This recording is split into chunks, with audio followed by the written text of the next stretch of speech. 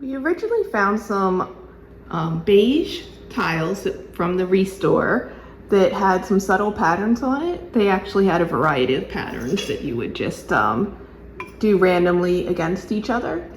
But we decided that maybe that wasn't the best thing to do once we picked out our countertop. While the color goes really well with some of the beige tones in the granite countertop, we didn't like the mix of patterns against the pattern of the countertop. So instead we found somebody selling their leftover white subway tiles.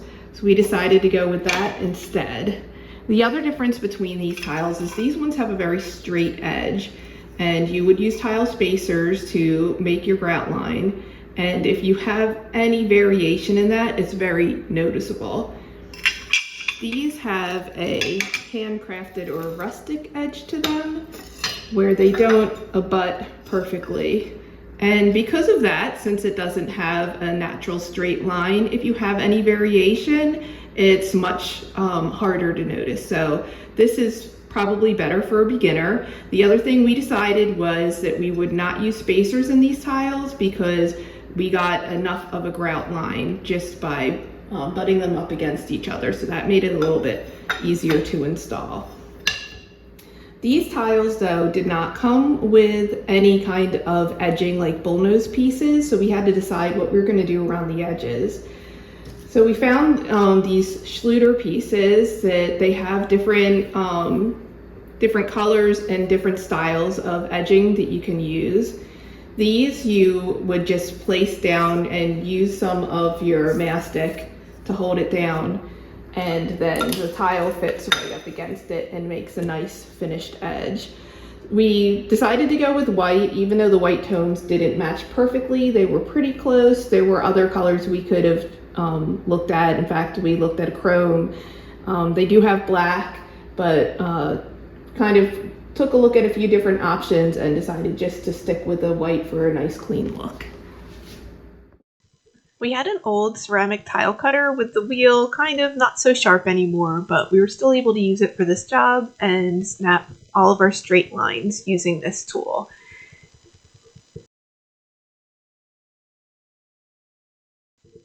Because the backsplash had a lot of outlets and light switches to work around, we did have some more complicated cuts, which Ben was able to do on our wet tile saw, which we did tile at our old house and kind of just kept that around. So we were able to pull that out, and he was able to cut all the pieces we needed using either this tile cutter or the wet saw.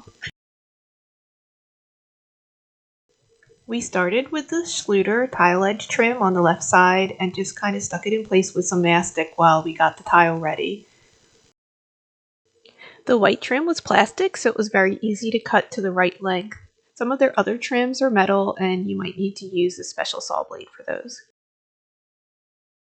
The biggest issue we came across when we were installing the tiles on the backsplash is that our walls aren't completely flat. They have a plaster finish, and that was kind of applied not so evenly, so there were some parts of the wall that stuck out more than others, and when you put a long subway tile on, it would really affect how it sits on the wall.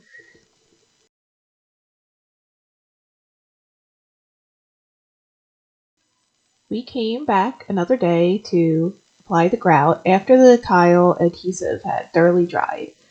I put it on with the rubber float, and Ben came up behind me with a sponge wiping off the extra. It was good working as a team because then we didn't let the grout dry too long before starting to wipe it off, because the longer it dries, the harder it is to clean it off. After letting the grout dry for a couple hours, we came back with another wet sponge to get off any extra film, and sometimes I would feel a little bit of roughness on the surface where some grout had stuck on and needed to kind of just scrape that off.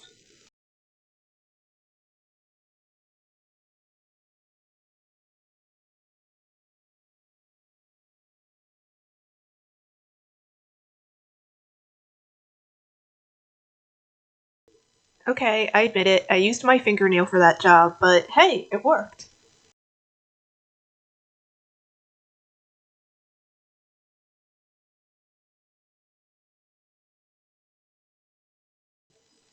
The last step was to put some silicone caulk on the bottom edge between the tile and the countertop, and also underneath the cabinets, between the cabinets and the tile. And here's our finished backsplash.